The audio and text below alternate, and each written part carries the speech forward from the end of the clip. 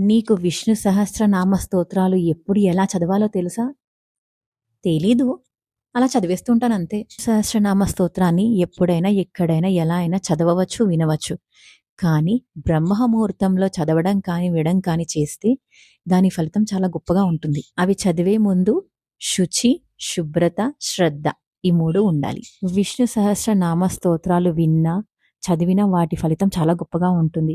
వాటి వలన మానసిక ప్రశాంతత, సకల పాపాల కష్టాల నుంచి విముక్తి, మంచి ఆరోగ్యం, శ్రేయస్సు, ఆర్థిక అభివృద్ధి, కోరుకున్న కోరికలన్నీ నెరవేరుతాయి.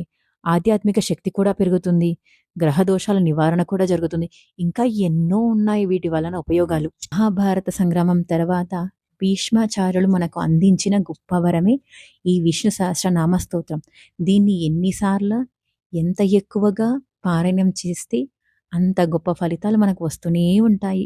సో ఎప్పుడు పారాయణం చేస్తూనే ఉండండి. అలాగే మా పేజ్‌ని కూడా ఫాలో అవ్వండి.